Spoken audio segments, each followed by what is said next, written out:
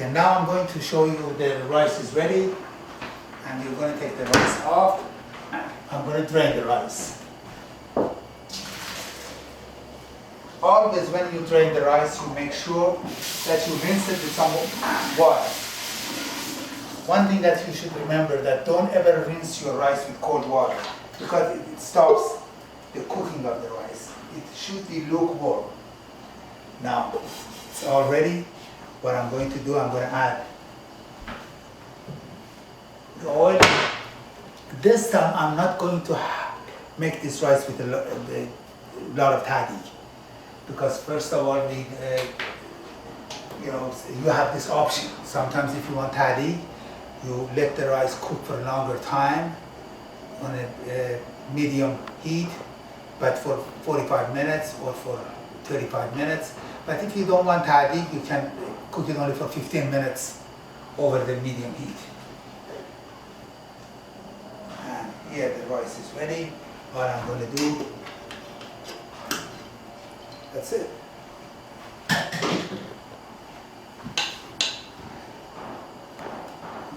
Try to pile up the rice in the center. Poke a couple holes in it.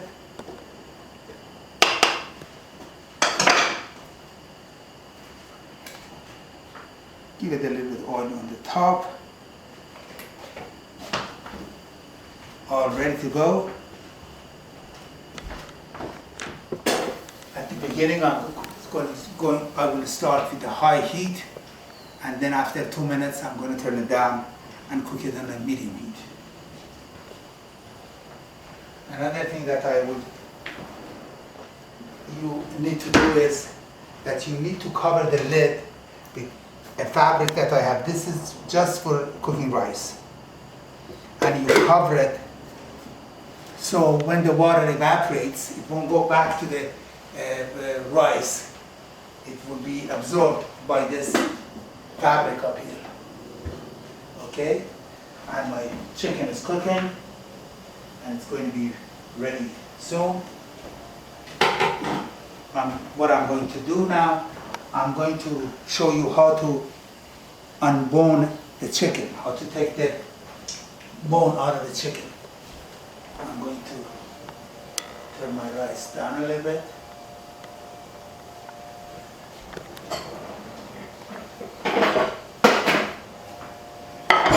I've already cooked this chicken. This is the drumstick and the thigh. It's already all you need to do. Here, take the bone out. Take the bone out already. Do the same thing with this one.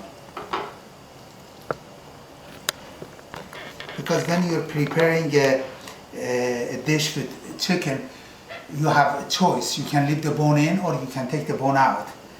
It's always nicer when you take the bone out. You cut the chicken in pieces, like I'm doing right now.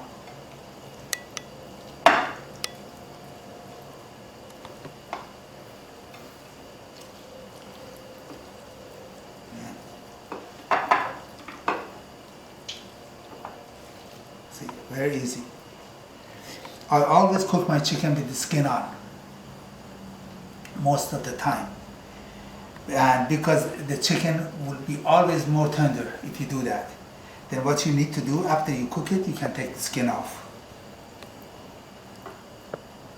That's it. Now, since we're going to cook Zereshk Polo today, I'm going to show you how to get the Zereshk, or as they call it here, barberry, ready. I've already have my Zereshk here. This is about 1 cup of Zereshk, and I have my saffron ready.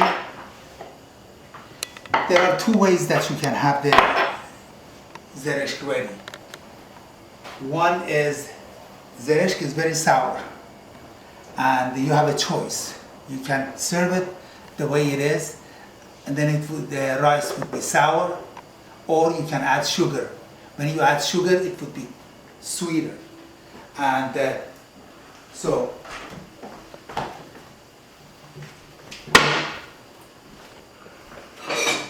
get my pot. Sorry for all the noise. Not only I'm sloppy in cooking, I'm also very noisy. So I'm going to add my Zereshk into the oil.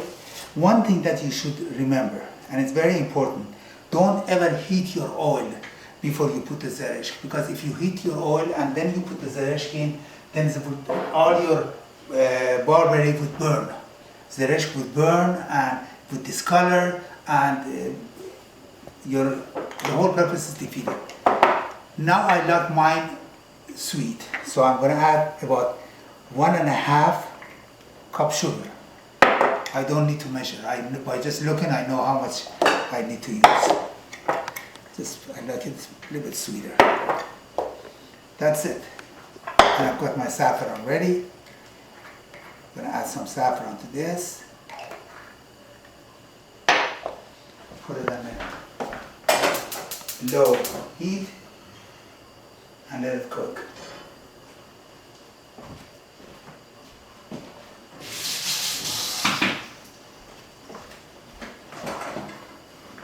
You've got saffron, you've got barberry, oil,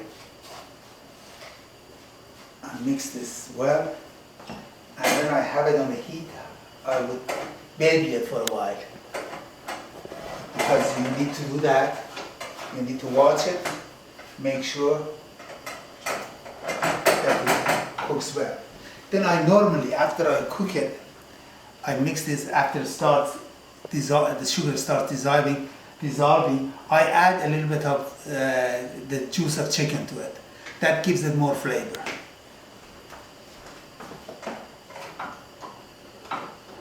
And then you cover it and let it sit.